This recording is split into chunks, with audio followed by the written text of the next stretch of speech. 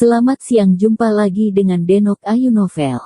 Bagaimana kabar sobat semua? Sebelum kita mulai cerita ini, ayo silakan subscribe, like, komen, share dan nyalakan loncengnya untuk mendapatkan notifikasi terbaru ketika Mimin upload videonya. Bab 998 Buddha Iblis. Setelah Dimas Wu jatuh ke tanah, tubuhnya lemas sekali. Dia tidak bisa bergerak, matanya juga terpejam. Dia sepertinya sudah pingsan, seperti orang mati. Hati Taoti terhempas saat melihat hal ini, kepanikan dan keterkejutan melintas di matanya, dan pikirannya kacau balau. Beberapa saat yang lalu, ia masih kaget dan heboh dengan kebangkitan Dimas Wu. Namun saat ini, Dimas Wu dirobohkan Iyagi, dan hidup dan mati tidak diketahui. Taoti tidak bisa tenang. Sangat mengkhawatirkan kondisi Dimas Wu, dan hatinya penuh dengan kecemasan dan ketakutan. Kaisar Mingyue dan orang-orang di Balai Harta Karun Yun Xiao sangat antusias dan gembira. Mereka berharap Dimas Wu akan tenggelam dalam asap merah, tetapi mereka tidak menyangka benda ini begitu kuat. Perisai pertahanan yang disebut Dimas Wu tidak berguna dan tidak dapat menahan serangan asap merah. Bahkan ketika Dimas Wu bersentuhan dengan asap merah, dia tidak dapat melawan dan jatuh ke tanah tanpa suara. Fakta ini mengejutkan mereka dan lebih menginspirasi mereka. Arisu Gong di langit berhenti menari, perlahan ia turun dan mendarat di depan Dimas Wu. Wajahnya dingin dan memandang Dimas Wu dalam-dalam, mata kanannya merah darah, seakan-akan seluruh mata berlumuran darah, penampilannya terlihat aneh dan menawan. Kebetulan, coba kekuatan ilusi sucubusku padamu. Arisu Gong membuka bibir merahnya dengan lembut dan berbicara pelan kepada Dimas Wu. Dimas Wu masih memejamkan mata, tak bergerak, tak bisa menanggapi Arisu Gong, sepertinya ia benar-benar pingsan. Bisa dilihat bahwa ilusi sucubus memang luar biasa kuat. Arisu Gong menari tinggi di langit, mengeluarkan asap merah, menyerang Dimas Wu, menyebabkan Dimas Wu jatuh ke tanah dan pingsan. Rangkaian gerakan ini adalah ilusi sucubus milik Arisu Gong. Ilusi sucubus, bahkan tipu muslihat terkuat sekalipun, dapat menyebabkan orang kehilangan kemampuannya untuk bergerak dan berpikir dalam sekejap, seperti orang mati berjalan, atas belas kasihan orang yang melakukan operasi. Arisu Gong jarang memiliki kesempatan untuk menggunakan jurus ini, dan kebanyakan orang tidak dapat memaksanya untuk menggunakan jurus besarnya. Hari ini Dimas Wu berulang kali mematahkan kognisi Arisu Gong dan membuat Arisu Gong sangat mementingkannya. Ilusi di bagian bawah kotak. Dimas Wu memukul ilusi sucubus, dan kesadaran seluruh orang tidak Iyagi dikendalikan olehnya. Arisu Gong dapat mengontrol kesadaran Dimas Wu sesuka hati. Mata kanannya bersinar dengan cahaya merah darah, dan matanya menatap Dimas Wu dalam-dalam. Melihat Dimas Wu seperti ini, dia hanya bisa berkata dengan dingin, "Aku akan memberimu kesempatan untuk bertanya padamu untuk menjawab pertanyaanku, tetapi kamu tidak mau bekerja sama dengan baik, jadi sekarang, aku hanya dapat menggunakan caraku sendiri untuk mencari tahu apa yang terjadi ketika kamu menarik Heaven Demon Sword." Dengan ilusi sucubus, Arisu Gong bisa mengeksplorasi semua yang ada di benak Dimas Wu sesuai keinginannya. Begitu suara itu terlontarkan, Arisu Gong segera menutup matanya, membuka bibirnya, dan berkata dengan suara yang dalam, "Setan hati ada di mata, semua dunia terlihat."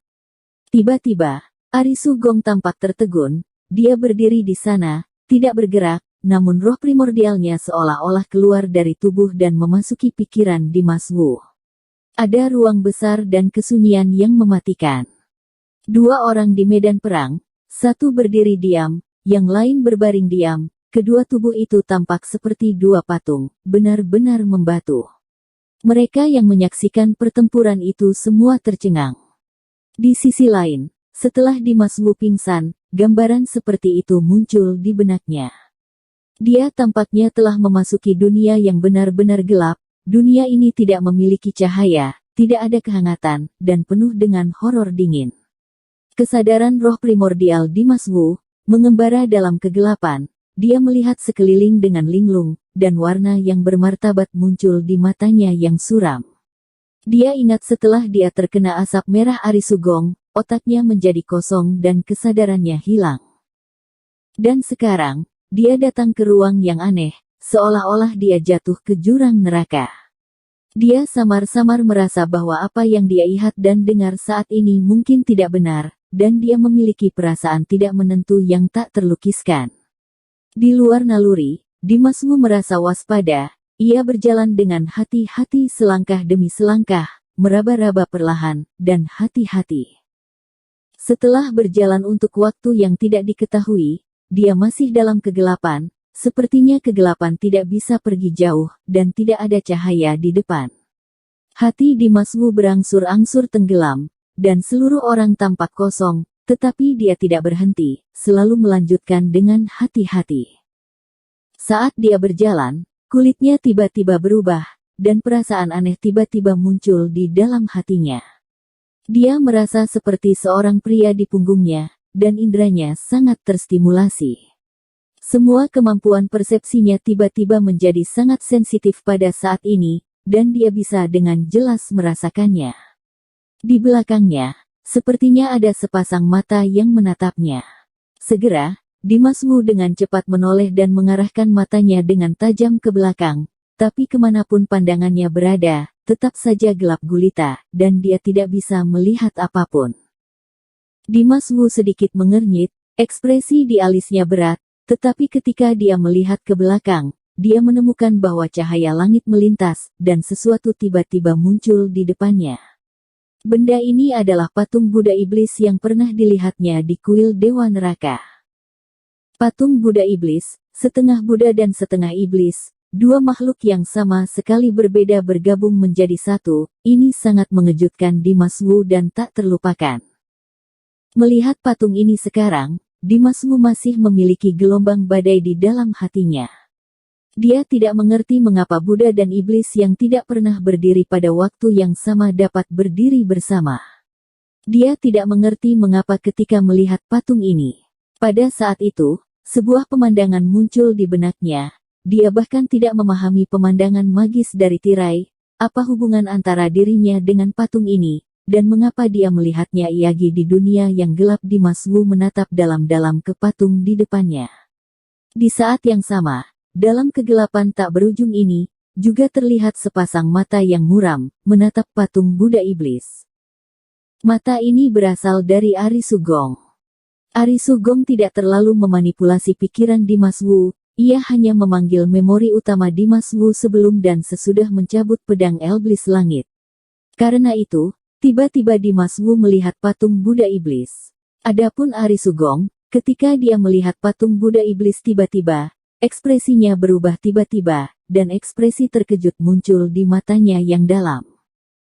Namun, dia tidak berniat untuk melakukan apapun, dia juga tidak membuat Dimas Wu khawatir, dia hanya melihat diam-diam di kegelapan. Sesaat Dimas Wu memandangi patung Buddha Iblis, matanya berangsur-angsur menjadi sangat gelap, tatapannya seakan mengarah ke lintasan tubuh Buddha Iblis. Keadaannya semakin salah. Saat berikutnya, melihat nyala api hitam tiba-tiba menyala di sekujur tubuhnya, dan nyala api berubah menjadi bentuk teratai hitam, menyelimuti seluruh tubuh Dimas Wu. Dimas Wu menutup mata, matanya selalu menatap patung Buddha Iblis, dia benar-benar jatuh ke jalur aneh Buddha Iblis yang dalam. Lambat laun, kekuatan iblis di tubuh Dimas Wu melonjak tak terkendali. Namun, di luar dunia pikiran, Dimas Wu yang tidak sadarkan diri juga diam-diam mengalami perubahan. Meskipun, dia masih menutup matanya dengan erat, tidak bergerak. Namun, di dalam tubuhnya, kekuatan iblis dan aura yang melonjak serta darah mengalir kuat. Otot dan pembuluh darah di seluruh tubuhnya terus bergerak, dan tulang yang meremas terkilir. Suara berdering dari waktu ke waktu.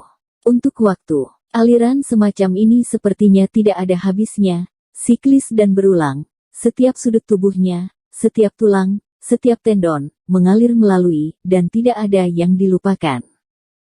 Perlahan, sinar kegelapan magis muncul di Dimas Wu, dan cahaya samar keemasan Buddha muncul, aliran Buddha Iblis berangsur-angsur muncul dan menjadi lebih jelas. L2 adalah pola Buddha iblis yang terpatri dalam pada tubuh Dimas Wu. Polanya persis sama dengan patung Buddha iblis kuil Dewa Neraka. Setengah Buddha dan setengah iblis, kombinasi yang aneh, tertanam di tubuh Dimas Wu, seperti hidup, seolah-olah bukan pola sama sekali, tetapi benar-benar ada Buddha iblis yang tersembunyi di tubuh Dimas Wu, siap keluar kapan saja. Saat polanya semakin jelas, kekuatan aneh di tubuh Dimas Wu mengalir semakin cepat. Kekuatan asli iblis itu sepertinya menghilang, dan kekuatan baru lahir, mengalir dengan cepat di tubuh Dimas Wu. Di saat yang sama, Demon Heaven Sword sepertinya merasakan perubahan pada tubuh Dimas Wu. Di atas pedang emas itu, ada aura mengerikan yang mulai tampak. Aura ini adalah aura iblis. Itu mengikuti tubuh Dimas Wu. Melihat wajah Dimas Wu saat ini, sangat pucat hingga tidak ada warna darah. Seluruh tubuhnya diwarnai dengan lapisan hitam legam. Sesekali, seberkas cahaya keemasan berkedip-kedip, dan warna tubuh aslinya benar-benar tertutup. Kegelapan dan emas Sang Buddha memenuhi seluruh tubuhnya. Otot wajahnya gemetar, dan ada suara mendesis di mulutnya. Dia tampak sangat sakit, bahkan jika dia dalam keadaan koma. Rasa sakit di ekspresinya tidak bisa disembunyikan. Semua orang di tempat itu tercengang. Di mata mereka, ada kengerian yang tak ada habisnya. Di depan tatapan semua orang, Ari Sugong di medan perang masih berdiri tegak dengan mata tertutup, tidak bergerak. Sedangkan Dimas Wu, cahaya Buddha iblis yang kuat meledak di sekujur tubuhnya, dan pola Buddha iblis yang tercetak di tubuhnya menjadi sangat jelas. Bersambung. Terima kasih kepada kalian yang telah menonton video ini. Jangan lupa tekan tombol subscribe-nya dan nyalakan notifikasinya untuk mendapatkan video-video seru lainnya dari Denok Ayu Novel.